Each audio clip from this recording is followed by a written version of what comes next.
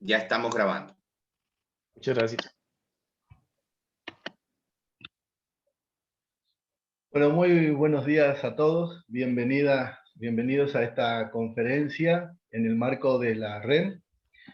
Es un gusto para mí presentar al conferencista, que es colega y amigo personal, al doctor Rodolfo David Falla Soto. Es doctor en matemática educativa por el Cinvestav IPN México, bajo la dirección del doctor Ricardo Cantoral. Actualmente es profesor de la Universidad Estatal a Distancia y de la Universidad de Costa Rica. Sus líneas de investigación incluyen la construcción social del conocimiento matemático de la teoría socioepistemológica de la matemática educativa. Es investigador candidato del Sistema Nacional de Investigadores de México. Forma parte de la red de Centros de Investigación en Matemática Educativa, CIMATES, y del Comité Latinoamericano de Matemática Educativa, el CLAME. Es ganador del Premio Latinoamericano de Matemática Educativa Simón Bolívar a la mejor tesis de maestría. Un gusto, David, tenerte con nosotros y cuando quieras te escuchamos. Muchísimas gracias, Fabián.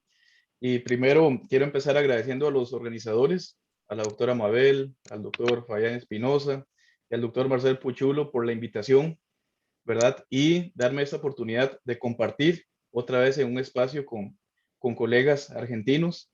De igual forma que tengo muchísimos lindos recuerdos en ese momento que estuve por Argentina, compartiendo con colegas de primaria y secundaria, y los cuales tengo muchos aprecios por parte de esas maestras y esos maestros con los que compartimos. Voy a compartir por acá. ¿Me avisas, Fabián, si se ve la presentación? Se ve bien la presentación, David. Ah, perfecto. Muchas gracias. La presentación le llamé el papel de la variación acotada en el significado de la solución de la ecuación diferencial ordinaria de primer orden en un escenario de modelación. Muchas veces, tal vez en matemática pura, se ha escuchado el bounded variation como esa variación acotada, pero ese es en otro sentido completamente, que es justamente cómo poder dar condiciones al cambio para que el fenómeno se comporte de cierta forma en un escenario de modelación de fenómenos.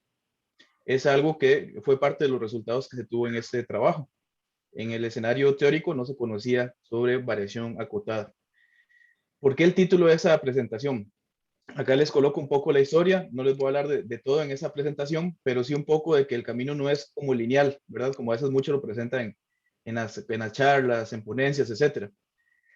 Cuando estuve trabajando en la UNED, la Universidad Estatal a Distancia en Costa Rica, por acá se me presentó dar el curso de ecuaciones diferenciales. ¿Me están escuchando? Sí, se te escucha, David. Ah, perfecto. Sí, Entonces se escucha. Gracias. Me tocó dar el curso de ecuaciones diferenciales y en ese curso aparece ese teorema que a lo mejor muchos de ustedes lo han visto, el teorema de existencia y unicidad. Ese curso lo di del 2010 al 2013 y ese teorema te presenta la ecuación diferencial y' igual a f de x, y nos dicen que se tienen que cumplir dos condiciones, que f de x, y es continuo para que existe y la solución, ¿verdad? Y que la unicidad de la solución se cumple con la condición de Lipschitz, esa que observamos ahí. Y se hace una demostración rigurosa y todo lo demás, pero en sí como que no hay eso para qué, ¿verdad? Y eso por qué está colocado así en los libros de texto, ¿para qué? Preguntas que surgían en el escenario escolar. Profe, ¿y eso de qué me sirve? Profe, ¿y eso en qué me ayuda para comprender la ecuación diferencial? Profes, y igual eran las mismas dudas que uno tenía como estudiante o como docente. Entonces, ese problema estaba en mi cabeza desde el 2010 o antes, cuando era estudiante, de que ni siquiera entendía yo lo que ese teorema estaba diciendo. Y con una demostración muy rigurosa. Para el 2013, perdón, ingreso al Cinvestav, ahí estudio la maestría y en ese periodo estudiamos obras matemáticas. La obra alemán de Rudolf Lipschitz, la obra en francés de Cauchy, Picard y la obra en italiano de Giuseppe Piano. Luego en el 2015, en el 2017, entramos en una etapa, digo yo, de exploración, de ver qué es lo que hay afuera del escenario, en las paredes, por ejemplo, que de la matemática educativa, a ver otros escenarios, como simulaciones de drones, el tratamiento del cáncer de mama o circuitos eléctricos, porque algo estaba notando yo en esos fenómenos que se compartía con el teorema de existencia y unicidad. Eso que estaba yo notando era la variación acotada.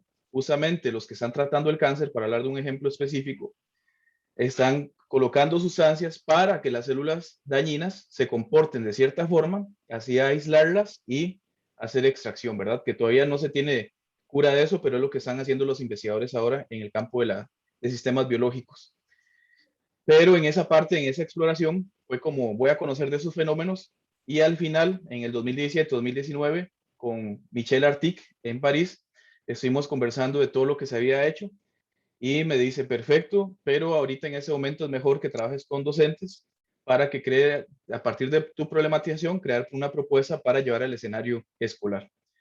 Entonces ahí ella me da como ciertas sugerencias, trabajando la ingeniería didáctica cooperativa y actualmente en 2021 para acá, hemos trabajado en el curso de ecuaciones diferenciales, se crea un programa de estudios de la carrera de educación matemática, es una carrera joven, innovadora dentro de Costa Rica, y en el cual se da un nuevo enfoque con todo ese estudio de referencias bibliográficas que se hizo en la didáctica de las ecuaciones diferenciales.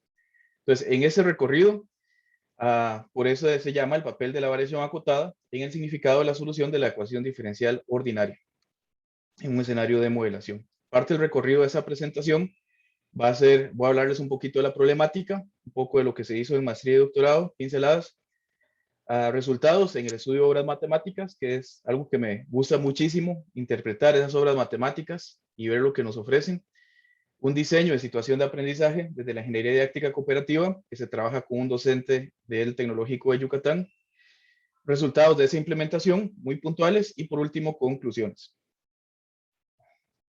¿Cuál es el problema de investigación? Podemos decir que ese problema está centrado en el significado en matemática.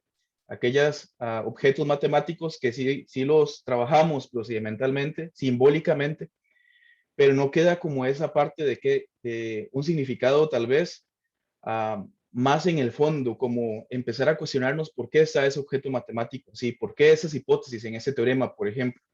¿Por qué no otras hipótesis? ¿O siempre fue así? ¿Siempre fue un conocimiento absoluto? ¿O fue cambiando ese conocimiento?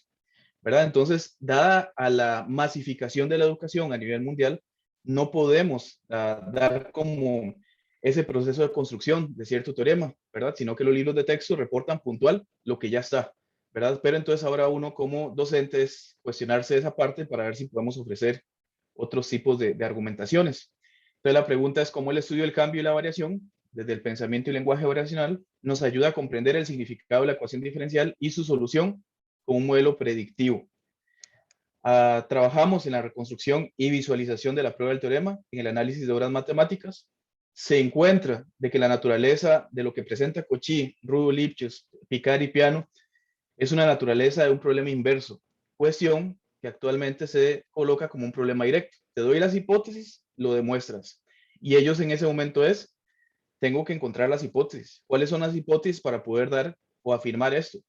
Y a veces aparecen preguntas que escolarmente hablando parecen como irracionales, pero profe, usted me está preguntando esto, decían los estudiantes. Es como una pregunta tonta porque le hace falta como más condiciones para poderla responder. Perfecto, eso es lo que se trata, que se den más condiciones. Decía un estudiante, me siento como un psicólogo, en el sentido de que llega un paciente y me dice a mí los síntomas y tengo que determinar qué fue lo que pasó. Entonces, algo así en este escenario de problemas inversos. Y también trabajando desde la socioepistemología, el pensamiento y el lenguaje variacional. Les voy a hablar un poquito del enfoque teórico, de esa teoría de la socioepistemología. Y les voy a hablar de eso porque fue lo que me apasionó de ese enfoque teórico. Hay muchos constructos dentro de esa teoría, pero eso fue lo que me llamó la atención y se hizo clic con lo que yo venía pensando.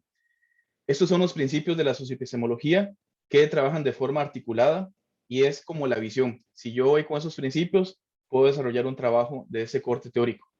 Voy a hablarles un poquito. La racionalidad contextualizada es poder aceptar la racionalidad de ese ente que vamos a estudiar, sea el libro, sea con otra persona, trabajar con otra persona, sea estudiar una época, etcétera. Es como comprender toda esa racionalidad de un contexto específico.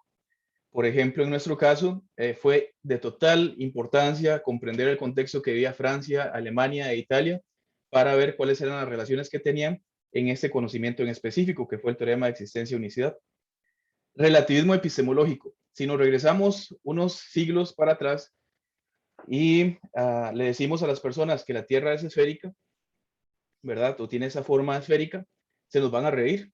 Actualmente, si llega alguien de esa época, la colocamos acá y nos dicen que la Tierra es plana, nosotros nos vamos a reír de esa persona, ¿verdad? Porque para ellos en ese momento era cierto conocimiento, la Tierra era plana, completamente. Es absurdo lo que me estás diciendo de esférica.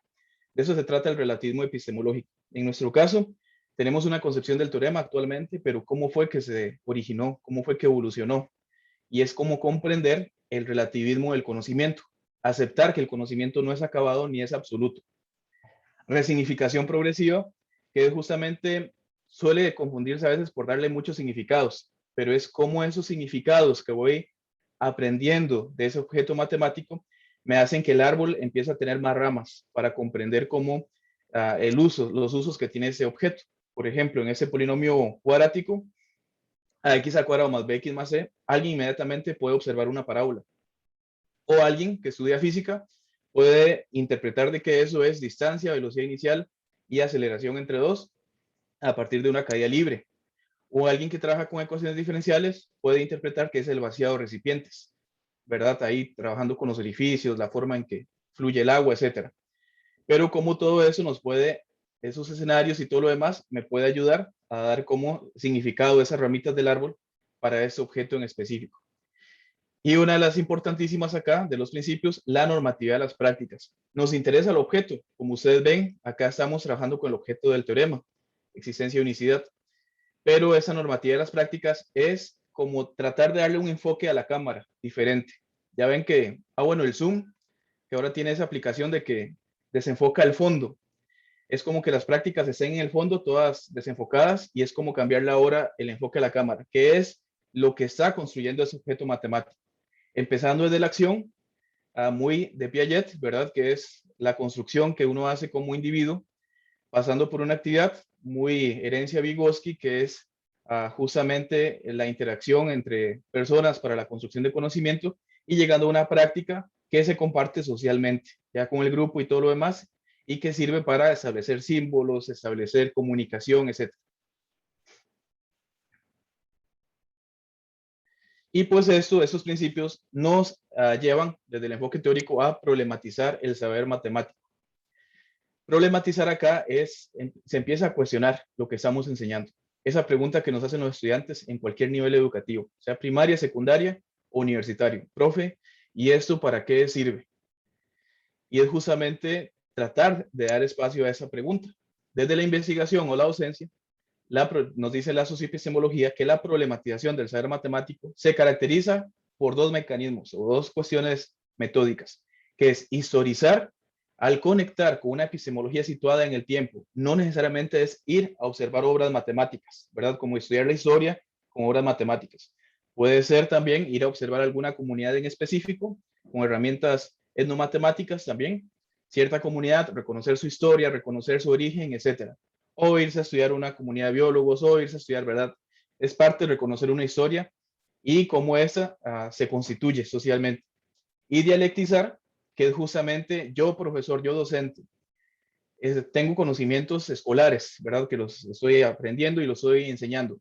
Entonces, cómo esta historización de reconocer lo que se hace, cómo me ayuda a la confrontación para la comprensión de otros significados y racionalidades en aquello que se asume como, en el plano escolar, como un conocimiento construido y acabado, quizás, y que goza de una verdad absoluta. Empezar a cuestionarnos lo que enseñamos. Muy de la dialéctica de la filosofía. Metodológicamente, ¿qué se hizo? Acá les presentamos lo que es el esquema metodológico de Montiel y Buendía. Como le dice su nombre, es solamente un esquema. Para construir toda la metodología, pues hay que hacer todos los métodos. Cada trabajo va a tomar su personalidad metodológica. Acá nos dicen que es una problemática. Luego de un análisis socioepistemológico, epistemología de prácticas, desarrollo intencional de prácticas, situación, etc. ¿Verdad? Ahí está el marco metodológico. Ese fue como nuestra referencia. En eso que está de colores, describo un poquito cómo fue que se desarrolló esta investigación desde el 2013 hasta la actualidad. Empezamos con la problematización del saber matemático y coloco eso azul porque conforme van pasando las etapas, seguimos problematizando, seguimos cuestionarnos el saber. Actualmente, si entro a dar una clase, puedo aprender cosas de mis estudiantes que a lo mejor no estaba considerando en mi problematización. Entonces, seguimos problematizando el saber matemático. Después de eso, nos damos cuenta de ese enfoque, de que tal vez no era tan centrado en el objeto, sino que prácticas están acompañando ese objeto, que me están construyendo ese objeto matemático. Ahí empezamos a observar una epistemología de prácticas. Y de aquí debe su nombre a la socioepistemología, como una epistemología de prácticas, una epistemología social. Después aparece que el teorema ya le empezamos a dar como construcción a la ecuación diferencial y a la solución como parte del modelo predictivo. Entonces, en ese modelo predictivo, para tratar de describir algún fenómeno dentro de la modelación, ¿qué características va a tomar la existencia de unicidad, por ejemplo, que son características de la solución? Y por último, trabajar una situación de aprendizaje desde la socioepistemología, que en nuestro caso particular, trabajamos con la colaboración de un profesor que está dentro del escenario escolar. Entonces, iniciamos ese diálogo, esa negociación, que es lo que habla Sensevi, y empezamos a construir la situación de aprendizaje. Y ese ciclo sigue. Acá se los presento muy bonito, pero es como en esa pintura. Siempre en todos los trabajos en la metodología, ¿verdad? Pasa como esto, de que uno empieza por una ruta, luego por otra escalera, etcétera. Entonces es como un lío, ¿verdad? Pero ese lío, al final de que se desarrolla o se concluye un trabajo, parece muy lindo, ¿verdad? Porque es parte de lo que uno va aprendiendo de la investigación. ¿Qué es eso, la ingeniería didáctica cooperativa desde el enfoque socioepistemológico? Si bien en Francia se utiliza dentro del enfoque de espacio de trabajo matemático, ya había un trabajo desarrollado con esa metodología, y la teoría antropológica de lo didáctico, Michel Artic me decía es, dado lo que me estás diciendo, tus intereses, lo que has desarrollado entre la socioepistemología, este marco metodológico, este método, ¿verdad? Mejor dicho, lo puedes llevar a tu trabajo. Entonces, ¿de qué se trata? Por ejemplo, Sensevi y Blue nos mencionan que es una metodología que se comparte con docentes. Si yo, investigador, estoy haciendo algo que quiere incidir en el escenario escolar, bueno, desde la socioepistemología, discutan sobre esa problematización del saber matemático. Si es que ese profesor o ese docente está interesado en cuestionar el conocimiento. Entonces acá hay diferencias de conocimientos. Después hay un razonamiento en común porque ambos quieren tratar de dar lo mejor para otras estrategias de enseñanza o aprendizaje, tanto investigador-docente. Hay un razonamiento común sobre fines y medios.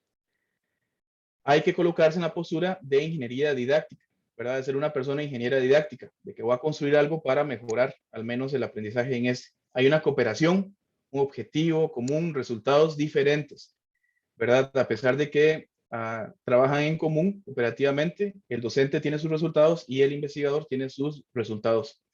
Y es una investigación de simetría que es una participación diferente para ambos participantes. Ese método de ingeniería didáctica cooperativa, pues nace de la ingeniería didáctica, tal cual, la que se desarrolla Michel Artic por muchos años y hace como cierto cambio. Nosotros lo caracterizamos a partir de un análisis preliminar, a priori, situación de aprendizaje y análisis a posteriori, comprendiendo que en el preliminar desarrollamos la problematización del saber matemático, el estudio de obras matemáticas. En el análisis a priori se comparten esos resultados de la problematización con el docente y ahí empezamos un proceso de negociación increíble.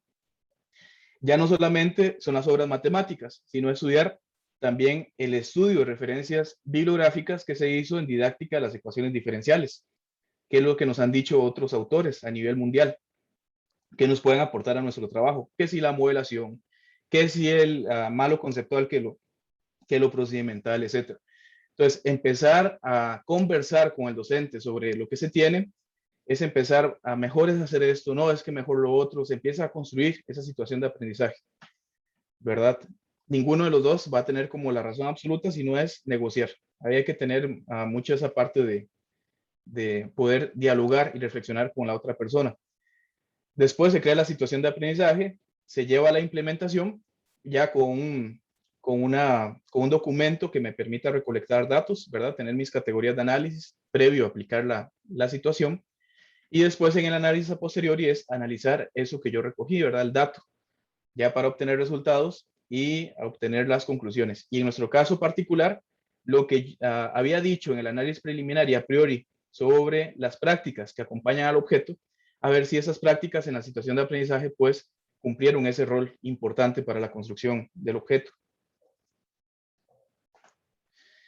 Dentro de la socioepistemología, acá me equivoqué, es 2017, Reyes Gasperini, colega de ustedes, también argentina, ella sistematiza muy bien lo que es el diseño de una situación de aprendizaje.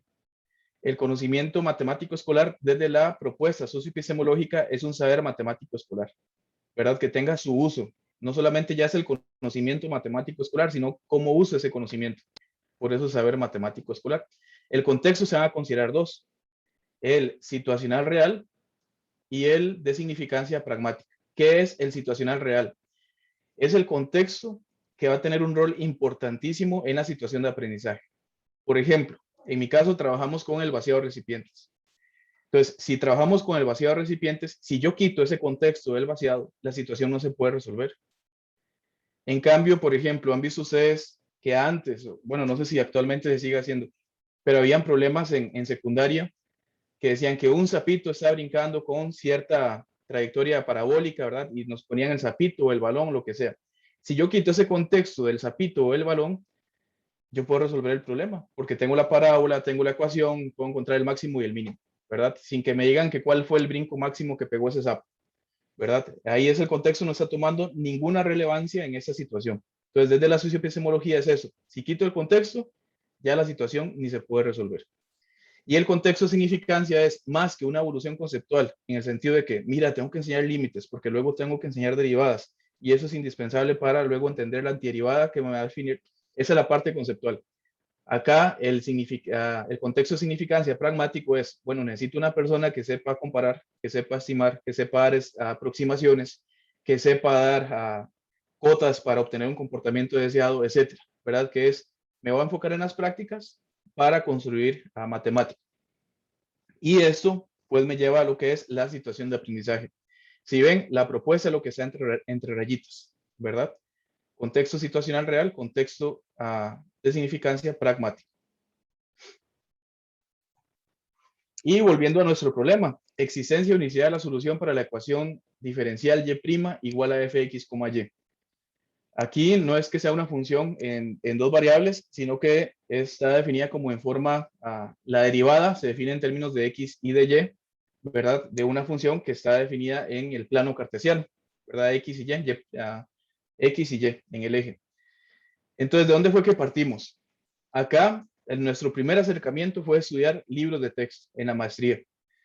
Entonces estudiamos la obra de Sill, la obra de Brown, ¿verdad? Que son libros que se utilizan en ecuaciones diferenciales, la obra de Hubbard and West y la obra de Simons, que son ecuaciones diferenciales con notas históricas, aplicaciones y notas históricas.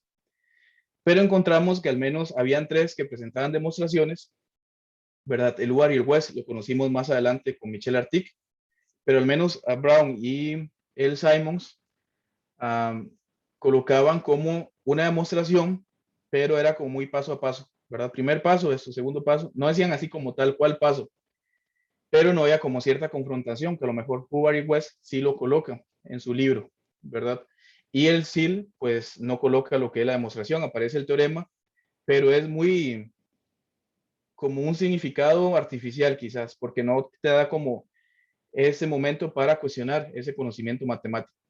Entonces ahí yo me sentía como ese hombre que está en el espacio en la portada de este libro Sill, no sabía para dónde agarrar, ¿verdad? Bueno, tal vez ese hombre, esa persona sí, o esa mujer también, ¿verdad? Puede ser ahí, que sí tenga una ubicación, pero yo me sentía perdido ahí completamente, porque no había cómo evidenciar prácticas, tal vez, y porque era mi primer acercamiento en el enfoque teórico. Entonces, metodológicamente, ¿qué fue lo que hicimos? El libro de Simons, con notas históricas, nos dice que parte del creador del teorema de existencia y unicidad fue Émile Picard, que aparece acá en moradito. Entonces dijimos, bueno, vamos a analizar la obra de Émile Picard. Y en la biblioteca, pues estaba la obra original, una de las obras originales de Picard. Entonces nos fuimos a analizar la obra. Era impresionante tener esa obra de 1890. por ahí cercano. Y Emile Picard menciona lo que es el teorema, pero hay un pie de página que está buenísimo, que nos dice, para comprender más sobre el teorema de existencia y unicidad, estudiar la obra de Cauchy-Montagnier en 1840 y la obra del alemán, perdón, Rudolf Lipschitz en 1880, por ahí. Entonces fuimos a leer esas obras, buscando la obra original que está en alemán y las obras acá en francés. Y además decidimos estudiar la obra de Joseph Piano, ¿verdad? Que tiene también su demostración, que actualmente se conoce como el de existencia, y es muy constructivo. Entonces analizamos esas obras. Los demás enlaces que ven acá, Hermite, Dirichlet, Simons, después D'Alembert, etcétera, Euler, todos esos fueron como ¿por qué estos matemáticos están estudiando este objeto matemático? ¿Verdad? Y le están dedicando una demostración a ese objeto matemático. Había una relación entre ellos. Entonces tratamos de comprender contextualmente qué fue la relación que tenían entre esos matemáticos, ¿verdad? Que ahorita no voy a entrar en detalle acá. Y de ahí empezamos a estudiar las obras matemáticas, pero las obras son así, muy algebraicas, muy matemáticas. No tenían dibujos, porque en ese momento pues también hacer una impresión de eso, de un dibujo, era muy caro, ¿verdad? Eran solamente algunos que tenían como su dinero. Comprendíamos que uno de los argumentos que aparecían en las obras matemáticas era el método de Euler, pero no lo tratamos como de visualizar, ¿verdad? Era como, ¿será Taylor? Porque en las horas escolares es Taylor, entonces empezaba esa confrontación. ¿O serán las sucesiones iterativas de Picard? Porque las horas matemáticas no es Picard, porque él me está diciendo que antes de él hubo otras obras. Entonces está el argumento de Euler. Y algo que nos ayudó a comprender ese teorema fue la visualización, y particularmente de un problema inverso. Arcavi nos menciona que la visualización es una práctica que otorga la capacidad de crear, interpretar, usar, significar, reflexionar, conjeturar a partir de iconos, figuras e imágenes con el objeto de representar y comunicar información en el avance de nuestra comprensión y aprendizaje. En ese momento que ni siquiera nos entraba por la cabeza de que la visualización se puede visualizar este teorema por lo abstracto que es. Y ese problema inverso nos ayudó un montón. ¿Cuál es el problema directo? Lo que conocemos en cálculo diferencial. Tenemos una curva de una función y nos dan un punto dado, x0, y0. ¿Cuál es la pregunta ahí? Lo que hay que hacer, determine la recta tangente que pasa por dicho punto. Perfecto, ese es el problema directo. Y determinamos con la derivada, etc. ¿Cuál sería el problema inverso a este problema? Te doy ahora la recta tangente y te doy un punto de esa recta tangente. Ahora, ¿cuál es la curva que pasa tangente a esa recta? Determinar esa curva. Bueno, podemos tener esa curva, efectivamente, pero podemos tener esa otra y podemos tener un montón más, ¿verdad? Son como infinitas las soluciones que hay. Pero si me presentan la ecuación diferencial, donde y' significa que f de x, y me determina un comportamiento para todas las pendientes, y' es la derivada, son todas las pendientes. Entonces, si me dice que todas las pendientes tienen ese comportamiento, me empieza a descartar ciertas soluciones que a lo mejor yo las estaba considerando, ¿verdad? Por puntos que van a estar en el futuro, van a tener cierta inclinación en la recta tangente. Pero esa condición no es suficiente. Para eso ya luego sale la condición de Lipschitz. Se construye que ese sí me determina la unicidad de la solución. Entonces, ese problema de visualización nos ayudó a comprender lo que nos íbamos a presentar o íbamos a estudiar en las obras matemáticas. Los problemas inversos, que escolarmente se pueden llevar al aula, de acuerdo a sus autores, favorecen el aprendizaje basado en la exploración. Es algo importantísimo. El modelo no es continuo. La existencia y unicidad de la solución es algo importante acá para preguntarse. Por ejemplo, los problemas inversos pueden estar desde la primaria, cuando yo pregunto cuánto es 10 por 5, 50. Muy bien, ese es un problema directo. ¿Cuál es el problema inverso? Ese 50, ¿de cuántas formas lo podemos ver? Como multiplicación de números. Lo puedo ver como 5 por 10, o lo puedo ver como 5 por 2 por 5, o lo puedo ver como, etcétera, ¿verdad? Entonces, diferentes formas, y a partir de eso es que nace el teorema fundamental de la aritmética, la descomposición prima.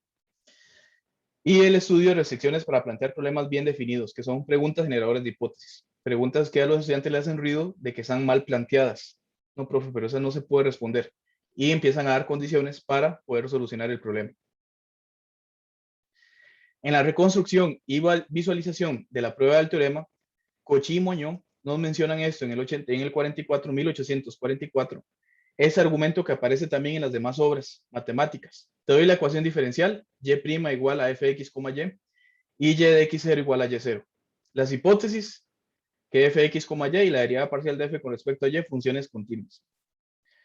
Entonces, ¿qué es lo que se hace acá? Yo tengo este valor inicial, x0, y0. Acá no vamos a conocer más que punto recta, punto recta. Si podemos determinar las rectas de un punto específico, ya podemos resolver un problema de ecuaciones diferenciales. Tenemos x0 y y0.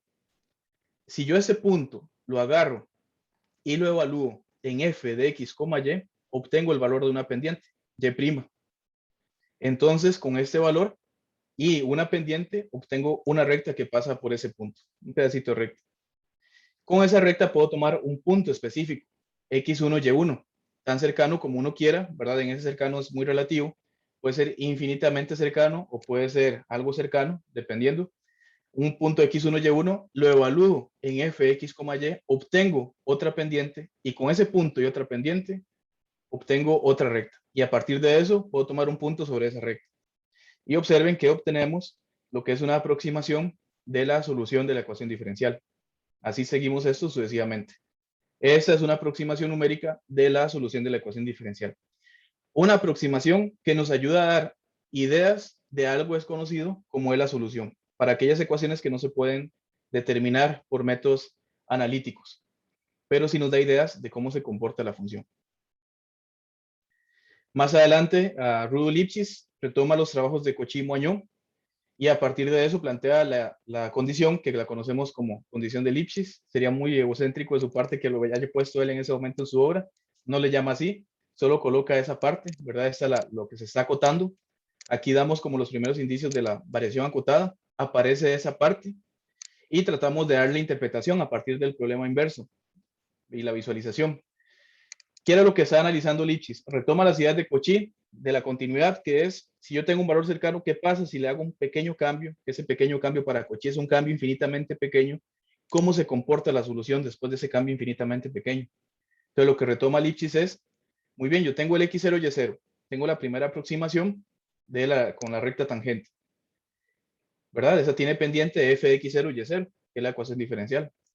¿Qué pasa ahora si aplico un cambio infinitamente pequeño? Es decir, muevo un poquito la solución de quedándome en x0, que es lo temporal, estoy en el mismo tiempo, x0, pero ¿qué pasa si a ese fenómeno yo le sumo un poquito, le cambio ese y0? Entonces ahí vamos a obtener otra pendiente que es x con y0 más eso poquito que le estoy aumentando. Y la condición de Lipschitz lo que hace es comparar esas dos pendientes. ¿Cómo es que cambian esas dos pendientes? Y después de que se compara es que nace esa condición. Si esa resta de pendientes yo la logro acotar, estoy obteniendo un comportamiento deseado para que la solución sea única, ¿verdad? Dado que este delta y es algo infinitamente pequeño. Es como que si esas dos pendientes fueran prácticamente las mismas para valores muy cercanos, ¿verdad? Es algo así similar, pero con el análisis infinitesimal. Y aquí la variación acotada, empezamos a darnos cuenta que corresponde a las prácticas que socialmente son compartidas para el estudio del cambio y la variación, donde surge la construcción o establecimiento de cotas o condiciones que permite dar características del comportamiento de un fenómeno, pero con fines predictivos, es dar condiciones sobre algo. Ese conocimiento es transversal porque puede aparecer en otros escenarios como el cáncer, ¿verdad? ¿Qué cantidad de picatequina, que es una sustancia que viene del maní o del cacao, inyecto en cierta población de células con cáncer para que las células dañinas se mueran y las sanas sigan? ¿Qué cantidad es la que se debe utilizar? Ahí se presentan ese tipo de nociones. O en otras más, como en el cálculo, ¿verdad? De límites. ¿Qué necesito yo como acotar ese límite? ¿Con qué lo puedo acotar para determinar si es que converge o no? De eso, ¿qué logramos identificar? Esos fueron comentarios también que nos hicieron editores de la Educational Studies. Y lo que nos mencionan es, bueno, los principios dan cuenta de lo que están obteniendo en ese trabajo teórico, histórico. La racionalidad contextualizada y el relativismo epistemológico lo estamos viendo que cómo se concibe la continuidad de las funciones, que es muy diferente a cómo se concibe actualmente. Y es justamente cambiar los lentes de la matemática actual y reconocer los lentes de la matemática en esa época. no voy a interpretar un libro o una obra matemática con lo que yo sé actualmente, sino es que tengo que comprender cómo se concebía en ese momento. Hay un uso del cambio infinitamente pequeño que actualmente ya no se trabaja, ¿verdad? Y ahí aparece la relatividad del cambio. Aparece el uso del método Euler, ya aquí en los libros de texto no, es el método de Picard, sucesiones iterativas de Picard, y la naturaleza como problema inverso. Sigue estando presente en esa parte el análisis infinitesimal. La normativa de la práctica, empezamos a observar que la aproximación de algo que desconozco es sumamente importante, ese punto recta, punto recta, punto recta. La comparación de soluciones al aplicar cambios, si yo tengo el valor inicial, ¿qué pasa si le hago un cambio? ¿Verdad? ¿Cómo se comporta después? Y la construcción de cotas para obtener un comportamiento deseado.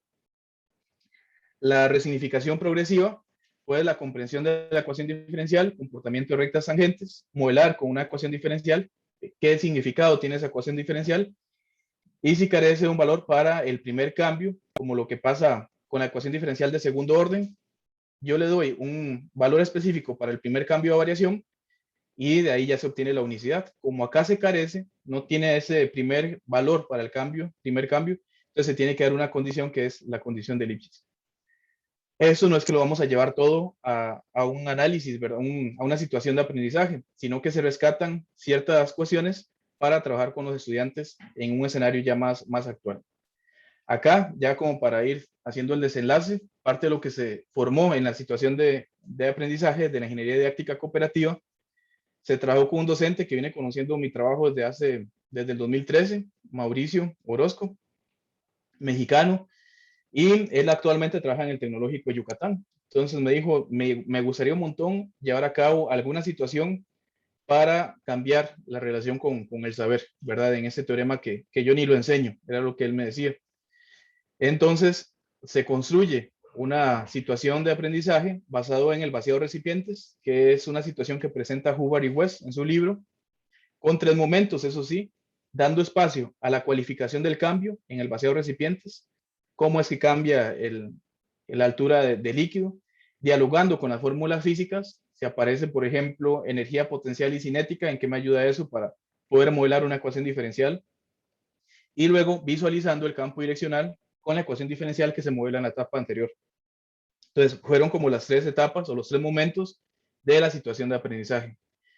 La organización de prácticas, ya ven que no nacen así porque así, sino es que lo que observamos de ese estudio histórico epistemológico, en la primera parte, estimar, comparar más estimar y acotar, acá nada más es como dar valores. En el siguiente, comparar, para luego comparar y estimar, hacer como una coordinación de acciones, para luego equivaler, que es darle significado a las fórmulas. Y el último, aproximar, luego comparar esas aproximaciones con diferentes valores iniciales y que ellos puedan dar después cotas para obtener un comportamiento deseado. Las buenas preguntas basadas en los problemas inversos fueron las siguientes, que eran las últimas de cada etapa. Aquí los estudiantes se reían. Si a los 15 segundos el recipiente está vacío, ¿en qué momento estuvo lleno? Entonces, en ese momento, los estudiantes decían, profe, pero es que pueden ser un montón de respuestas. Puede que el recipiente haya estado lleno en el segundo 1 porque tardó 14 segundos en quedar vacío. Entonces, si usted me dice a los 15, a lo mejor en el segundo 1 estuvo lleno. Otro estudiante llega y dice, es que a lo mejor siempre estuvo vacío. Otro estudiante llega y dice, bueno, es que a lo mejor estuvo lleno hasta la mitad en el segundo 7 y en el segundo 7 le quité el dedo y empezó a vaciarse. Entonces empiezan a reconocer un montón de respuestas, ¿verdad? Y decían, se reían, ellos se reían, dice, aquí no, la respuesta no tiene sentido. Y empezaban a dar condiciones para poder responder en grupo. Después, en la segunda etapa, es qué significan las siguientes fórmulas a lo que estamos estudiando, el fenómeno. Y en la tercera etapa se vuelve a repetir la pregunta de la primera etapa, si a los 15 segundos está vacío, en qué momento estuvo lleno, pero ahora interpretando eso que dijeron en la cualificación del cambio, pero ahora en la visualización del campo direccional. Las conclusiones grupales, ellos establecieron condiciones para obtener una respuesta deseada, una relación de la conservación de la energía en la segunda etapa con el fenómeno estudiado y establecer condiciones para obtener la existencia de la unicidad de la solución en la tercera etapa. ¿Qué se pudo significar de esto? Esa es la existencia de unicidad en este modelo y situación de aprendizaje. La existencia va a tomar el significado de el sentido lógico que tiene el valor inicial en el problema. Si usted me dice con una altura de menos 10 centímetros, no tiene ningún sentido en ese problema de modelación. Y la unicidad en determinar condiciones suficientes para dar una respuesta deseada, dar cotas, dar condiciones, etc. Vean que no es el mismo sentido, no es una reproducción de la historia, sino de elementos que nos dan las prácticas para poderlo llevar en el escenario escolar, combinando las dos cosas, ¿verdad? Esa dialéctica. No es que ahora si el matemático de la época actual trabajó con el movimiento planetario, ahora tengo que llevar una situación con movimiento planetario. No, eso no se trata. La esencia está en las prácticas. No se puede hacer como esa reproducción tal cual. Acá están algunas, bueno, para cada una de las tareas, tarea 1 y tarea 2, dialogando con las fórmulas, consideramos los siguientes autores que nos dicen en la didáctica de las ecuaciones diferenciales que es importantísimo hacer el estudio cualitativo del cambio antes de cualquier modelo de ecuación diferencial. Tisdale nos menciona la importancia de establecer cuotas o condiciones a ese modelo que estamos trabajando. Y otros autores, Morales y Cordero, nos mencionan que es importantísimo guardar una relación entre movimiento y gráfica. Para la tarea 3 y 4, ¿verdad? Acá 3 y 4, porque 4 se trabajó con otra situación. El profesor no quería trabajar solo con vaciado, quería llevar algo con temperatura, ¿verdad? Porque si no, luego se van a quedar con la concepción de que todo no es único. Pero ahí pasó algo interesante que luego más adelante, después les hablo. Y pues acá consideramos a estos autores que nos mencionan la importancia del estudio cualitativo de las ecuaciones diferenciales y visual, ¿verdad? Y momentos de relación, gráfica, modelación y predicción. Entiendo la gráfica en una modelación, pero tiene esos fines predictivos, Morales y Cordero. Parte de lo que fueron las conclusiones de resultados de esta investigación ya es de lo que se llevó a cabo, la implementación. Entonces, se hizo primero un diagnóstico, que era, ¿qué ven ellos en era como un diagnóstico casi psicológico? ¿Qué ven ustedes, muchachos y muchachas, con esa pregunta, verdad? Que eran campos direccionales. Y ahí me decían que parecen como el magnetismo, cuando se coloca un imán y se empiezan a mover todos los como tipos en dirección. Pero después de que se estudió la situación, les presenté este campo direccional y ellos decían, es que ahí lo que yo veo es vaciado de recipientes. Y cada una de estas rayitas lo que me dice es la velocidad con la que va bajando. Entonces ya le daban como un significado más contextual, ¿verdad? Y ellos afirman que el que hicieron el diagnóstico no tenía tanto sentido, pero el que hicieron en la situación de aprendizaje, pues sí tenía más sentido. Se parte en la etapa 1, ¿verdad? Que es justamente comprender cómo se vacía el recipiente. Uno de los resultados es, se logra una estimación puntual del vaciado de recipientes. Lo trabajan así puntualmente. Eso es más como descriptivo, tal vez no tanto analítico. Ya más adelante tienen los analíticos. Acá, por ejemplo, algo interesantísimo es que, dado el contexto escolar, ellos quieren otorgarle un criterio analítico a eso desconocido. Entonces decían que tenía un comportamiento lineal o exponencial o etcétera. Que luego ya, conforme iban avanzando las etapas, decían no, nada que ver con lo que yo estaba haciendo. Había un estudiante que nunca se salió, aquí está el episodio de Fernando, ¿verdad? Del escenario escolar, y él de una vez quería aplicar la ecuación diferencial. Se le inventaba, esto es y' igual tanto. Ya voy concluyendo, pasaron unos 40 minutos.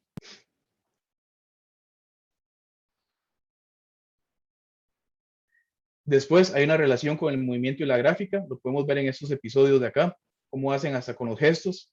Y hay un estudiante, Mario, que curiosamente él no trabaja con la altura, sino con el agua que va saliendo. Entonces es una acumulación, ¿verdad? Que primero salía mucho, luego más poquito, entonces ve una relación lineal. Que si yo lo interpreto en el problema, su anterior de la parábola, ¿verdad? Que era como el comportamiento que tenía la altura en esa situación. Hay un reconocimiento en la diversidad de respuestas correctas, condicionales. Acá les voy a leer nada más este episodio que yo dije, si ya logré esto, ya me puedo ir muy contento de esa implementación. Novelo nos menciona en la parte diálogo colectivo. Me sentí como un estudiante de psicología. ¿Como qué, perdón? Como estudiante de psicología y se reía. ¿Y por qué? Por la forma en considerar lo que piensa cada uno.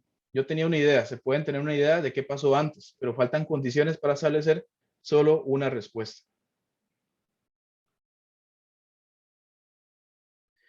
Hay un reconocimiento de una igualdad versus el reconocimiento de una equivalencia. Yo puedo observar fórmulas y puedo ver muy bien, ahí está la altura, ahí está la velocidad, etcétera. Ahí reconozco que hay una igualdad. Pero si yo no le veo sentido a esa igualdad, por ejemplo, en la segunda fórmula, que la energía potencial va a ser igual a la cinética en cierto punto, ahí es que no se reconoce una equivalencia. Una cuestión es observar que hay una igualdad, la otra, observar que hay una equivalencia, darle significado a eso que estamos construyendo. Ya es sellar como resultados analíticos de las categorías que teníamos. Hay una relación entre graficación y modelación, justamente con eso que les decía, cada uno de esos vectorcitos tiene cierto significado. Yo les decía a ellos, ¿qué pasa, por ejemplo, acá? ¿Qué significa eso 11.5? Entonces ellos me decían, lo que pasa es que es a la altura del recipiente, 11.5. Entonces, entre más altura tenga, va más rápido, va disminuyendo el líquido. Observe que si el recipiente está un poquito lleno, la velocidad es muy corta, ¿verdad? Disminuye en ese sentido.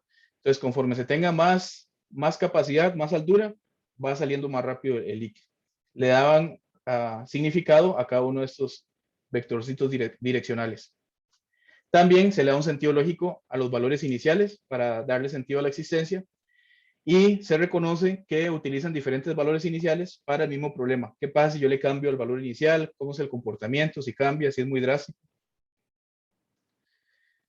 Acá también reconocimos una diferencia entre lo que se hizo una entrevista, las preguntas piloto previo a la situación versus una entrevista que se hizo después de la situación. Es que es la diferencia entre ver y visualizar, como igualar y equivaler. Pero, ¿qué pasó en el diagnóstico? Ellos pudieron ver ese campo direccional sin saber qué significa. Yo lo veo, yo sé que eso se trabaja en álgebra lineal, eran lo que decían muchos, pero no le veo ningún sentido. En cambio, con el campo direccional lo pudieron observar, pero también interpretar con el fenómeno que estaba siendo modelado. Por eso la diferencia entre visualizar. No es solamente ver, sino comprender aquello que estoy percibiendo, ¿verdad? Que pueden ser imágenes mentales, pueden ser, etc. Puedo estar viendo el agujero negro, por decirlo así, en una fotografía o un periódico, pero nada más lo estoy viendo. ¿Lo entiendes? Pues no sé cómo se comporta la luz, no sé hacia qué dirección va, por ejemplo, etcétera. Después, de acuerdo a Ratchahuri nos menciona 3 niveles de abstracción y un estudiante nos menciona que con el problema que pudo ver, eso fue sin querer, que en el diagnóstico los vectores que están en forma vertical son paralelos. Y me decía, porque es que es una ecuación diferencial que solo depende de X. En cambio, en la situación que desarrollamos, los vectores son paralelos de forma horizontal, porque la ecuación diferencial solo depende de la variable Y. Entonces él preguntaba, ¿qué pasa con una ecuación diferencial que depende de X y de Y? Cambiarán entonces en los dos ejes. Ahí se está alcanzando un nivel de abstracción y fue una pregunta que ni siquiera teníamos como contemplado desarrollar, ¿verdad? Fue el estudiante que lo hizo. Y pues la variación acotada aparece en la relación del estudio de la variación y el cambio en un fenómeno junto con las condiciones en las que se encuentran o se pueden establecer para el control de comportamientos, ¿verdad? Que son esas condiciones para obtener un comportamiento deseado. Conclusiones, todos esos investigadores han hecho trabajos maravillosos, Arlan, Buendía y Cordero, Camacho Machín, Guerrero Ortiz, Ratchahuri, Rasmussen, Tisdel, todos ellos han hecho trabajos lindísimos en la conceptualización del teorema de existencia y unicidad. Son los que han realizado más aportes en esa parte. Esta investigación, lo que aporta a lo que ellos habían hecho diferente, es que se puede obtener una racionalidad distinta a la existencia y unicidad de la solución, que se puede trabajar desde algo factual como un vaciado de recipientes, algo tan sencillo como eso, y que no descansa exclusivamente en lo simbólico, que los trabajos de arriba sí descansan, ¿verdad? Es en la ecuación diferencial tal cual, en el plano simbólico. Y acá es desde el cambio cualitativo hasta lo otro, ¿verdad? Es como parte de los resultados más importantes, conclusiones. Después que determinamos, este también es importantísimo, el pensamiento y el lenguaje variacional desde la subepistemología y también trabajos de David Toll, etcétera, ¿verdad? Más previos. Se estudia mucho el cambio y la variación. Aquí en español, en la lengua española, se hace como esa diferencia entre lo que es el cambio y la variación. Tal vez variación como cualificación del cambio, pero también la cuantificación del cambio y ver cómo se usa ese cambio, ¿verdad? Es algo más global. Pero lo que se estaba trabajando hasta ahora no fue suficiente para construir la noción de existencia y unicidad. Hacía falta algo más para la construcción de esos conceptos, que fue la variación acotada. Es estudiar el cambio, pero con ciertas condiciones, ¿verdad? Específicas, que se pueden ver de forma transversal en otros marcos de referencia. Se significa el valor inicial desde la modelación con apoyo de preguntas generadoras de hipótesis, aquellas preguntas que parecían como ilógicas para el estudiante, pero ayudaron a comprender el significado del valor inicial.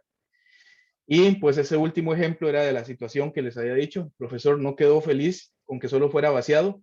Dice, vea, yo quiero dar una pregunta al final con un problema que sí tenga existencia y unicidad, como lo que es la ley de enfriamiento de Newton.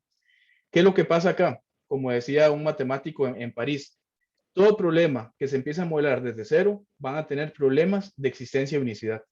Porque si te paras en un momento en el futuro, no sabes qué pasó en el pasado. Cualquiera, los que matemáticamente se presentan como existencia y unicidad, como lo que es el de mezclas, como el que es el crecimiento poblacional, todos esos problemas que tienen existencia y unicidad, si lo modelamos desde cero, van a tener ese problema si yo hago un paso para atrás en el tiempo, ¿verdad? Porque no sabemos qué pasó. Hay que analizar todas las situaciones posibles. Después, por acá, bueno, el papel también del valor inicial, ese también es muy parecido a lo que Rasmussen reporta en sus trabajos, el uso del valor inicial y su relación con los órdenes de variación. ¿Cómo decrece y cómo es que decrece? ¿Verdad? Después que esas preguntas generadoras de hipótesis ayudaron a comprender la respuesta construida por su otro compañero. Ellos mismos estaban viendo una racionalidad contextualizada, no en el sentido de lo que hablamos con las obras matemáticas, sino en el sentido de reconocer lo que la otra persona está diciendo, que yo no tengo la respuesta definitiva. Entonces es comprender al otro qué es lo que está diciendo, ¿verdad? No hay una única respuesta, que pasa muchas veces en el escenario escolar. Pues la respuesta es correcta o es incorrecta, ¿verdad? Sino que ellos mismos se dieron esa oportunidad de comprender qué era lo que la otra persona decía. Y aceptan que su conocimiento puede ser cuestionado ante un contexto situacional real, tener nuevos significados de lo que ya conocían. Acá les dejo algunas referencias bibliográficas de las que se mencionaron en la presentación.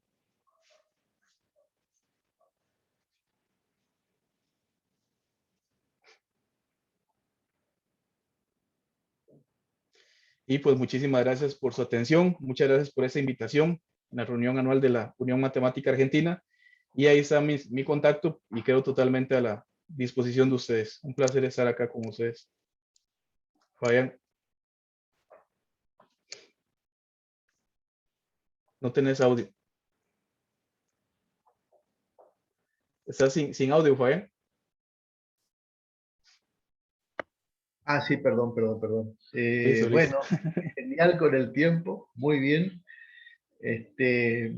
Yo muy sorprendido con la charla, digamos, por ahí me ponía a pensar que es semejante investigación, digamos, ese recorrido desde la maestría o antes, pasando por el doctorado, pasando por México, por París, hasta ahora con los alumnos, con los libros de textos. Así es que, bueno, yo quedé realmente impactado y además aprendí algunas cosas de la socioepistemología que me abren nuevas preguntas porque es un enfoque teórico que, que, que no lo conozco en profundidad, eh, que tuve contacto un poco por ahí por la RELME y también cuando hicieron la capacitación, tu equipo hizo la capacitación en Argentina, creo que en 2018 y 2019. Así Sí, que en esa bueno, época. aprender muchas cosas sobre esa línea, digamos.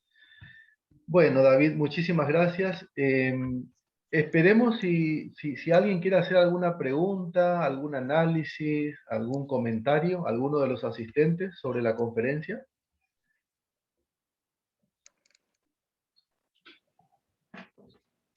Lo pueden hacer verbalmente o también escribiendo en el chat. Si escriben en el chat, yo puedo leer y para que el doctor Paya Soto nos responda, ¿verdad?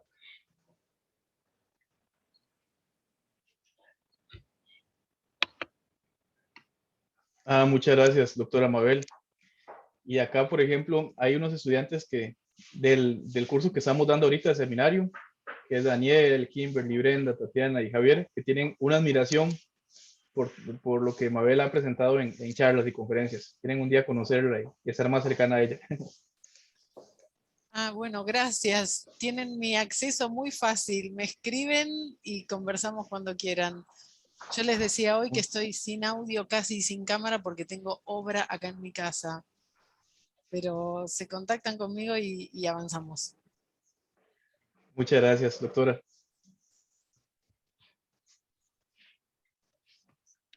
Muchas gracias, Federico.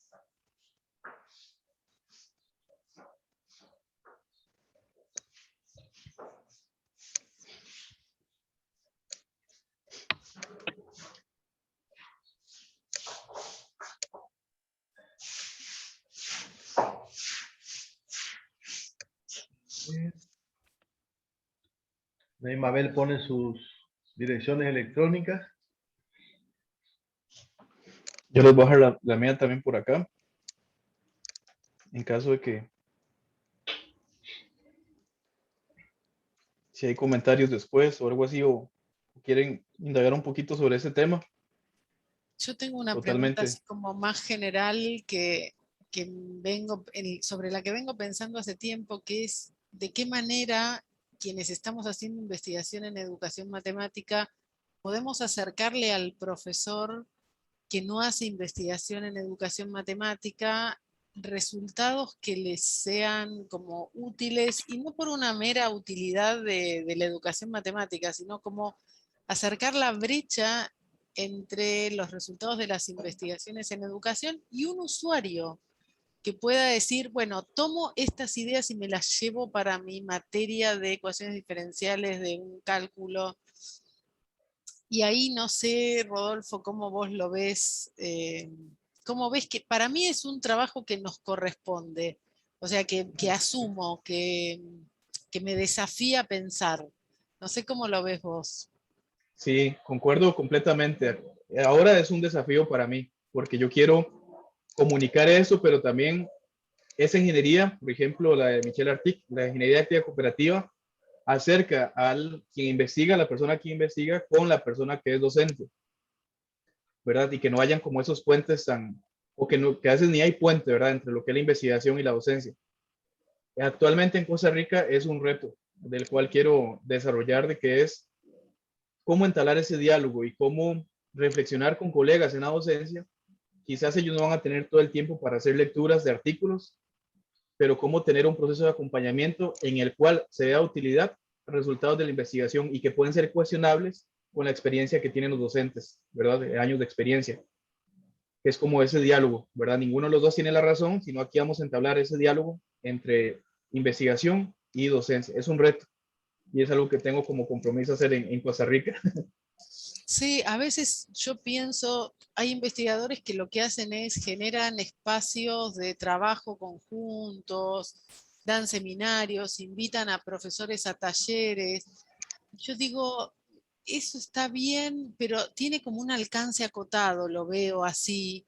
Entonces a veces pienso también en generar tal vez otro tipo de publicación o cómo orientar para hacer una lectura diferente de algunas investigaciones donde no tengo que desmenuzar la cuestión metodológica, sino focalizar en aquello que puedo tomar, porque el profesor que da 40 horas de clase acá en Argentina vive corriendo, o sea, vive de un lugar al otro, cambia de instituciones, les cambian las pautas, entonces tal vez no puede, tal vez no tiene tiempo o está cansado, entonces ahí en ese abanico de cosas que nosotros podemos hacer es donde me enriquezco de lo que otros colegas ven y cómo lo piensan, ¿no?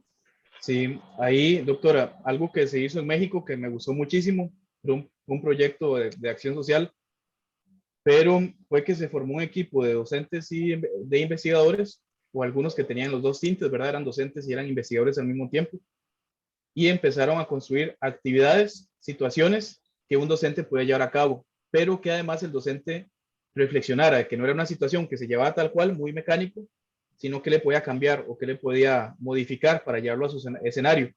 Y a partir de eso se creó una plataforma virtual con apoyo de la Secretaría de Educación Pública en México, ¿verdad? Era Sinvesaf y Secretaría de Educación Pública, y se colgaron actividades de los cuales los docentes ingresan, siguen ingresando, eso fue desde el 2017, siguen ingresando, descargando actividades, siguen algunos escribiendo en foros, etcétera, pero sí se necesitó un equipo bastante fuerte para poder dar como abarcar a esa población, ¿verdad? Esa fue una estrategia que también creo es buena, pero tampoco es suficiente porque no llegamos al acceso de todos, ¿verdad? Entonces, ¿qué más hacer?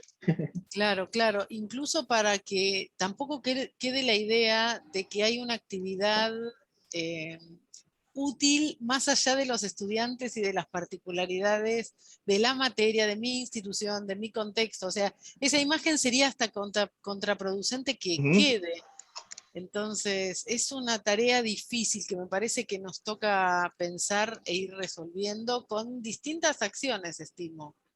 Sí, y ahí se podían colgar también, habían diferentes momentos, se colgaban podcasts de no más 3 minutos, porque hicimos una encuesta y los profesores decían, videos en Facebook o en redes sociales, más de 5 minutos, ni siquiera los escuchamos o los vemos, ¿verdad? Son 3 minutos y se acabó, ¿verdad? Que cuando uno está en la noche revisando redes sociales, uno dice, no más de eso, si el video está muy largo, lo quito, ¿verdad? Muy parecido en ese escenario. Hicimos también grabaciones o algunos videitos cortos invitando a reflexionar al docente, ¿verdad? Para transmitir esa idea de que no era una situación perfecta o ideológica y todo, porque si no caemos en otro discurso, ¿verdad? Que se va a repetir, sino el cuestionar con ellos, el dialogar. Pero tenemos ese reto. Bueno, Gracias. en el chat no hay preguntas, mientras por ahí esperamos algunas. Eh, yo me quedé pensando también algo muy parecido a lo que plantea Mabel. Cuando veía todo el recorrido y los años de investigación, ¿no es cierto? Eh, para trabajar con ecuaciones diferenciales. Y entonces me ponía a pensar sobre esta cuestión de decir, bueno, eh, saber tanto sobre una temática, sobre los problemas que le dieron origen, eh, sobre ciertas cuestiones, hipótesis, el estudio de las personas que aportaron sobre esa temática, si eso aporta al investigador o al profesor, digamos, por ejemplo, un profesor que haga investigación, ¿cierto? Si investiga en un área, en la enseñanza de las funciones, si eso le aporta conocimientos para saber cuestiones que tengan que ver con otras cosas, con otros temas, con otras áreas. A mí me pasa algo parecido. Yo hace mucho tiempo que ando trabajando con el tema de la enseñanza de la divisibilidad, digamos. Y entonces uno dice, cuando tengo que enseñar algunas cuestiones sobre el tema de la divisibilidad, me manejo bárbaro, me manejo muy bien, digamos, pero ¿qué tanto eso nos da elementos o herramientas como para poder ser buenos enseñando otras cuestiones, digamos? Comparto también con lo que decía Mabel, que esta cuestión de los profesores como asistiendo a cursos, a conferencias, hace mucho tiempo que venimos haciendo esas cosas y al menos en Argentina la enseñanza de la matemática no mejora, digamos, a pesar de que hay muchas de esas acciones, cursos, seminarios, conferencias, congresos, etcétera. Entonces, esta cuestión de formar equipos, me parece que entre investigadores, profesores de universidad, profesores de secundario y de primario también, ¿no? Y discutir algunos aspectos, llegar a algunos consensos, buscar algunas actividades, fundamentarlas, podría estar vista de mejor manera, digamos, que esta cuestión de asistir a charlas, a cursos dados por otra persona, porque lo que por ahí hacemos en educación matemática siempre estamos diciendo, no a la enseñanza de una matemática como obra de arte acabada, digamos, es decir, no contarle esa maravillosa obra que creó la humanidad, tenemos que hacerlo de otra manera. Pero si en educación matemática la investigación se aleja también bastante al profesor, de alguna manera el profesor no le queda no le queda otra posibilidad, digamos, que mirar y aprender cuestiones de enseñanza, cuestiones de didáctica, hechas también por otros. O sea, si el investigador en educación matemática se aleja tanto del aula, digamos, en definitiva, el profesor de matemáticas también aprende didáctica, aprende a enseñar a partir del trabajo de otras personas. Entonces, estamos, los que hacemos educación matemática, de alguna manera, haciendo lo que reprochamos de la enseñanza de la matemática vista como una obra terminada, ¿no es cierto? Esas son cosas que iba pensando, digamos, cuando vos ibas exponiendo. Muy bonitas reflexiones, Fabián. de esa parte, yo considero que ese doctorado, como me dijo el doctor Cantoral, fue un primer paso para toda tu vida como investigador, ¿verdad? Fue como un problema inicial y todo, y vas descubriendo que tu realidad, tal vez tu papel como docente, te van a colocar otros problemas en el camino. Por ejemplo, ahora la enseñanza virtual, o por ejemplo, cómo evoluciona la educación matemática como disciplina en Costa Rica, cómo es que nace, cuáles fueron sus previos, otros problemas, ¿verdad? Etcétera, que uno ni siquiera estaba imaginando. Lo que sí reconozco de todo ese proceso es la importancia de lo que un enfoque teórico me puede dar como docente en el hacer, ¿verdad? Y en este caso, a los principios de la socio que me gusta un montón, cómo reconocer esas racionalidades, diversidad de significados, que el conocimiento es relativo, o las prácticas, ¿verdad? Que están normando, al menos ya como que esa visión está.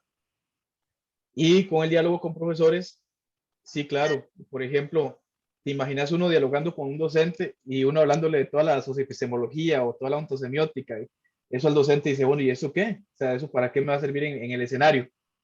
Y algo importantísimo que surgió en Argentina, ellos quizás no aprendieron socioepistemología, no fue esa la intención, pero ellos decían esa vez, es la primera vez que están juntando diferentes regiones de Argentina, pero eso por una acción del Ministerio de Educación en Argentina, ¿verdad? Entonces conocí colegas que, por ejemplo, vivían en La Plata, ¿verdad? Y otros en San Juan, por ejemplo, y nos dimos cuenta que habían problemas en común, que tal profesor lo abarcaba de esa forma y otra profesora de esa otra forma. Entonces empezaron a crear entre ellos pequeñas redes, que ahorita tenemos hasta un grupo de WhatsApp en donde una maestra dice, mira que estoy enseñando ahora la división con decimales, estoy usando esa estrategia Tata, y Silvina, que es otra profesora de Buenos Aires, dice, bueno, yo uso esa otra estrategia, tal vez se pueda ayudar, y le pasa cierto material. Entre ellos se reconoce un potencial con esa reflexión y ese trabajo colaborativo, ¿verdad? Entonces, ¿cómo empezar a crear ese tipo de redes que a lo mejor no hay que desplazarse, pero sí tener como ese contacto? Sí, Sí. sumo algo a esta pregunta de Fabián que me encanta y que también me parece que vale la pena pensar. Yo creo que el investigador sabe que no hay respuestas universales. Eso lo tiene claro, aunque estudie divisibilidad y nunca haya pensado en la variación acotada. Y me parece que es también una deuda de quienes formamos a profesores, lograr que un profesor se lleve esta idea. La idea de que está muy bien hacerse preguntas y está perfecto no tener respuestas y no salir a buscar una respuesta pensando que existe. Que tener respuestas es el punto de partida para empezar a moverse, para construir su propia respuesta.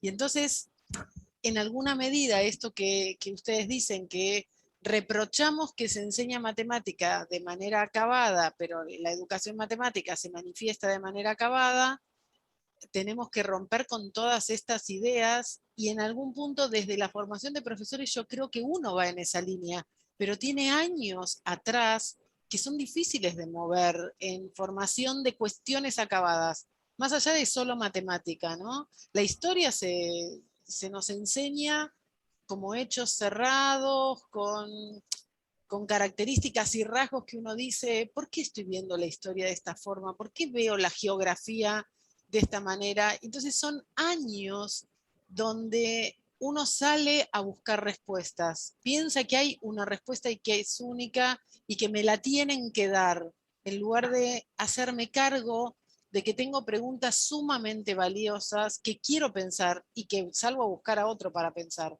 En general uno no piensa solo. Y estos ambientes abren eso, abren campos, o sea, me permiten ver perspectivas. Para mí son sumamente valiosos, pero como con estos axiomas previos de tengo preguntas, las quiero seguir teniendo y no voy a salir a pedir respuestas. Me voy a poner con otro a construirme las que entiendo que me sirven hoy y acá.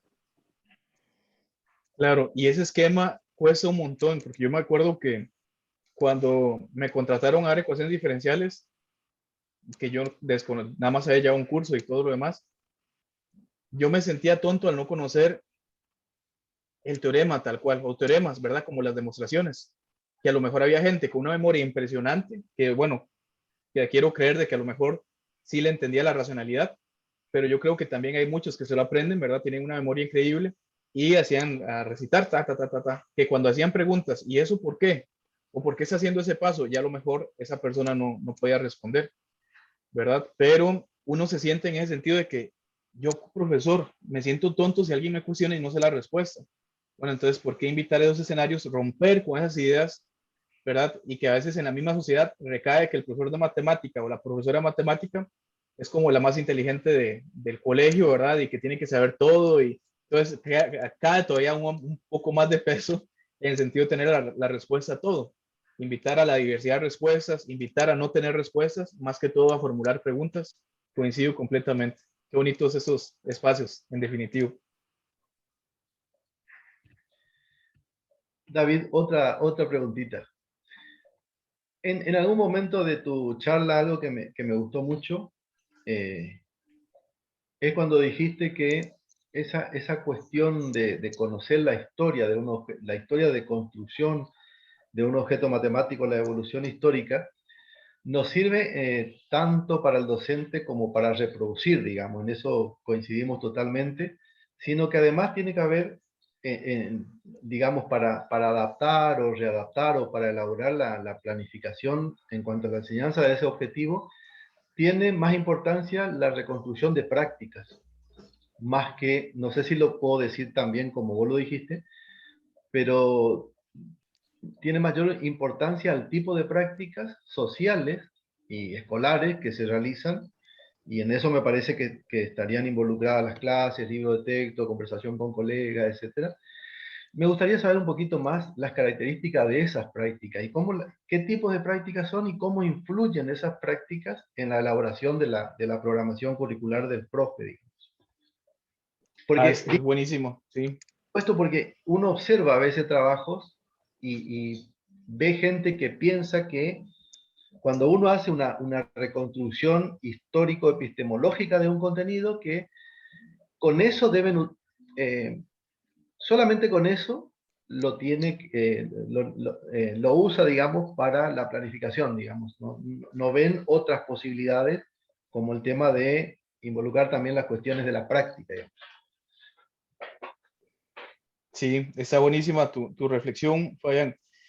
Por ejemplo, en ese momento que yo estaba en la maestría, venía yo empezando con la socioepistemología, ¿verdad? Entonces no la conocía a fondo, en ese sentido el enfoque por prácticas y prácticas socialmente compartidas, ¿verdad? Entonces yo decía, me gusta de los socialmente compartidos porque la socioepistemología habla de práctica social, pero se queda a un nivel muy teórico. Y viene la reflexión que estamos compartiendo ahorita, de que yo quiero algo más práctico, algo que si yo hablo con un docente o algo así, se puede llevar a cabo, ¿verdad? Y tal vez eso de práctica social se queda muy teórico. Entonces, para eso, la socioepistemología habla de ese nivel de práctica socialmente compartida, porque se construye entre varias personas, ¿verdad? Como ese diálogo en grupo, socialmente compartido. Y pues ahí no tenía como mucho conocimiento entre el enfoque teórico. La investigación de maestría consistió en comprender cómo fue que iba evolucionando ese conocimiento en las obras matemáticas. Fue después de la maestría que con el diálogo con otros colegas de la socio me ayudaron a identificar esas prácticas, ¿verdad? Mira que aquí están comparando, aquí están, pero ya con más años de experiencia, ¿verdad? En la socio. Y yo decía, bueno, si aquí está comparar, si aquí está estimar y está establecer cuotas, ahora cómo llevo eso a un escenario escolar, por ejemplo, ¿en qué cambia? ¿Verdad? Tenía que yo como ese tipo de preguntas. En ese lapso del 2015 al 2017 aparece ese proyecto de acompañamiento docente que fue dirigido por Daniela Reyes. Y entonces Dani me decía, ahora tenés que ir a trabajar con docentes en Baja California, por ejemplo. Y aparecían ese tipo de preguntas. Entonces me encantaban esas preguntas porque me sacaban de la burbuja que yo estaba, ¿verdad? De que mira solo con ecuaciones diferenciales y eso y lo otro. Y decía una docente, ¿qué pasa ahora si yo quiero enseñar cálculo integral? Por ejemplo, ¿qué prácticas llevo? O sea, ¿cómo hago para identificar prácticas? Tengo que ir a analizar obras matemáticas, porque eso me va a llevar un montón de tiempo. Y entonces hablaba de que eran como rutas metodológicas, ¿verdad? También se puede problematizar en el sentido de dialogar con otros desde artículos. Por ejemplo, desde otros enfoques históricos, ¿qué más me dicen sobre ese conocimiento? Y si logro identificar acciones en el actuar de las personas, empiezo ya como a traer prácticas como el estimar, el medir, ¿verdad? Que yo puedo intuir como docente. A lo mejor no son prácticas, pero me voy a echar al agua y voy a decir que estas son de lo que yo pude interpretar del texto. Pero como la teoría es totalmente pragmática, las prácticas se van a evidenciar sí o sí cuando estoy en el escenario escolar trabajando con estudiantes. Pedirles todo desde lo que rayan, ¿verdad? Entonces ahí, desde la socio, uno empieza a reconocer, es algo hermoso. El estudiante como individuo empieza a hacer, bueno, estoy aquí comparando, estoy aquí haciendo tal cálculo, etcétera. Todas esas reportadas como acciones. Cuando esa persona explica lo que hizo, ya está coordinando todas esas acciones para explicarle a la otra persona. Ahí ya reconozco un nivel de actividad, ¿verdad? Porque es una coordinación de esas acciones. Las acciones que le sirvieron a esa persona responder al problema. Y cuando la otra persona del salón interpreta lo que hizo esa persona, ¿verdad? No darle como si está erróneo o está bien, ¿verdad? Sino como comprender qué fue lo que hizo, porque a lo mejor yo hice otro procedimiento, llegamos a la misma respuesta, pero estamos haciendo cosas muy similares. Ahí hablamos de una práctica socialmente compartida, porque además de decir, es comprender y crear un lenguaje en común, ¿verdad? Entonces ahí llegamos como a esos tres niveles: individuo, yo como individuo explicando, ¿verdad? Como algo social, y ya algo más social, que es comprender, crear lenguaje, símbolos para entender a la otra persona. Entonces, esa parte gustó mucho. Y le explicaba a esa docente de Baja California que yo como profesor, si vengo a enseñar cálculo integral, voy a enseñar primero límite. Tiene que comprender el límite porque si no, no puedo enseñar sumas de rima, ¿verdad? Con esa evolución conceptual. Luego tengo que comprender lo que son las sumatorias, ¿verdad? O las series, ¿verdad? Porque si no, no puedo enseñar lo que son todo lo que es la definición de rima. Y después con rectángulos, etcétera, ¿verdad? Para luego ya hacer las sumas de rima. Y ese es como parte del discurso. Y le decía a la maestra, ¿qué pasa si llega un docente y en aproximación con rectángulos llega y te dice, profe, pero es que es mejor aproximarlo con trapecios, porque tiene esa función que usted puso, es más fácil un trapecio y se aproxima mejor? Entonces, en ese momento, ese comentario te invita a decir, bueno, ¿qué estoy haciendo yo como docente? ¿Será que puedo romper el esquema tradicional que tengo, el conceptual? ¿Verdad? ¿Por qué no dar un espacio de diferentes aproximaciones para medir esa área bajo la curva? Que no necesariamente tienen que ser con rectángulos. Y compararlo en el salón de clases. Entonces ahí empieza ya uno a evidenciar la comparación, por ejemplo, de métodos de aproximación. Entonces ya en el hacer de los estudiantes o en el escenario escolar, ya uno empieza a ver esas prácticas que a lo mejor ya después en un diseño, uno evidencia, voy a hacer esto mejor a esa evolución conceptual. Mejor voy a colocarles comparación de áreas o aproximación de áreas para luego compararlas en el grupo y así tomar la decisión de cuál fue la mejor forma, ¿verdad? Pero en síntesis, Fabián, no sé si te respondí, es en el hacer, en el aula de las personas, es que se evidencian las prácticas. Es tener por encima a esa evolución pragmática, que es aproximar, comparar, etcétera, por sobre la evolución conceptual, ¿verdad? Que a lo mejor me lleva a construir ese objeto matemático. David, clarísimo. Muchísimas gracias. Me encantó la respuesta. Hay alguien acá en el chat, dice que llegó un poco tarde. Leo lo que escribió. Me parece que esta noción de problematizar la interpretación del objeto matemático que se quiere enseñar es muy importante en la enseñanza. ¿Podrías ampliar un poco más el sentido de este concepto? Muchas gracias. Ese fue Leo, ¿verdad? Yo creo que ya se fue. Rubén Darío. Rubén Darío. Muchas gracias, Rubén. Eso fue algo que me gustó muchísimo de ese enfoque teórico. Yo me acuerdo que Ricardo Cantoral llegó en ese momento a darnos un seminario. Yo iba a trabajar la teoría POE, ya yo estaba decidido a trabajar con todo el enfoque de Dubinsky y todo lo demás. Con Asuman, ¿verdad? Asuman, excelente docente. Y llega el profesor Cantoral en enero, después de que entramos en septiembre, ahí es horario diferente. Y empezó a explicar conceptos de análisis matemático. Y yo iba ahí como, si eso me lo enseñaron en la Universidad de Costa Rica, demuestre ese límite por definición. Entonces yo pasaba y demostraba el límite por definición. Y llegaba el profesor y me empezaba a quitar hipótesis. Ahora, Rolfo, ¿qué pasa si le quitas esto a tu demostración? ¿cómo lo responderías? Ahora, ¿qué pasa con esto? Ahora que me empezaba a cuestionar cosas. Yo, pero ¿cómo hace este señor para cuestionarme ese tipo de cosas? Porque para mí era demostrar la definición y ya, por definición. Eso es algo absoluto.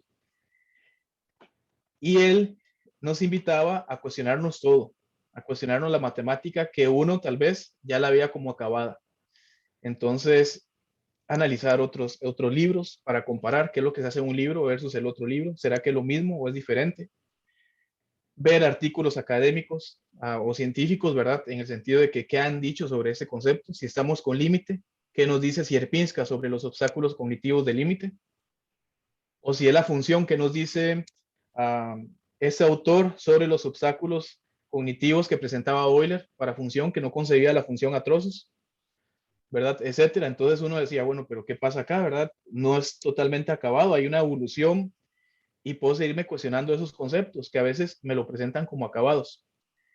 Entonces empecé a amar ese concepto, es la columna vertebral de cualquier trabajo desde la socioepistemología, problematizar el saber matemático.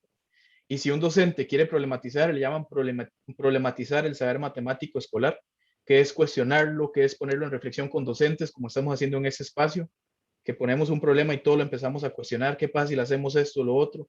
Es analizar obras matemáticas, es ver cómo usan ese concepto una comunidad de químicos, ingenieros químicos, por ejemplo, es ir a observar al campesino que está trabajando en la agricultura y todo lo demás para ver qué de ese saber popular puedo traer en un escenario escolar.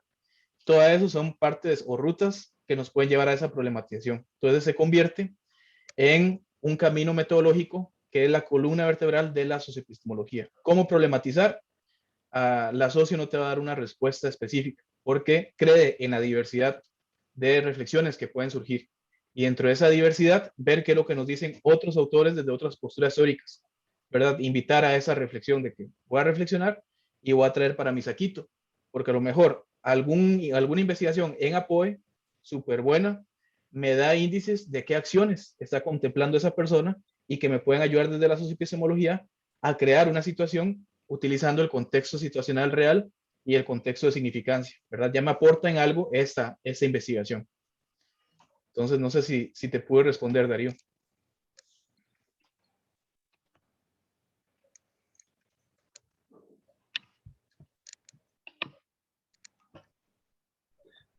Y, a ver.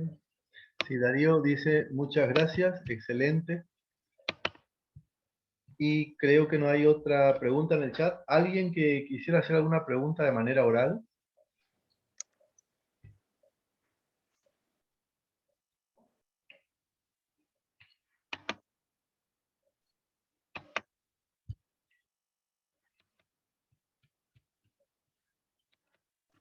Bueno, de todas maneras, el doctor Falla Soto dejó su dirección electrónica y es siempre muy predispuesto a comunicarse, así es que, dada la hora y dado que no hay más preguntas, bueno, agradecerle un montón a Rodolfo. Seguramente nos volveremos a ver en otras oportunidades. Así que bueno, muchas gracias a los asistentes. A ver, por acá dice, bueno, Mabel dice, gracias, un placer escucharte y la conversación también. Gracias, doctora Mabel. Y espero que después de esa pandemia y ya dentro de unos añitos, ojalá algo muy cercano, podamos compartir un mate todos juntos, ¿verdad? Fabián, Marcel, Mabel, ya estar en un lugar tal vez conversando y todo eso. Pero ahorita, mientras tanto, aprovechar lo que la virtualidad nos da. Sí, sí, Placer, ojalá. gracias, Rodolfo. Esperamos pronto también tenerlos en Costa Rica para compartir en espacios. Por lo pronto, el año que viene tenemos el Relme en República Dominicana, ¿verdad? No sé si será. República Dominicana, sí. A ver, por acá, alguien más. Esperemos que sea presencial para también conocer. Sí, sí, tal Sí. cual. Bueno, Carmen dice, excelente la exposición, muchas gracias por compartir su experiencia.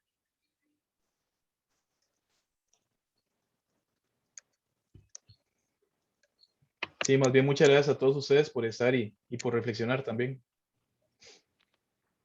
Bueno, muchas gracias, David. Un fuerte abrazo y nos vemos pronto. Un gran abrazo. Nos vemos y que tengan bonito bonito finalización de esta jornada. Bueno, muchísimas gracias. Nos vemos. Hasta Muchas luego. gracias.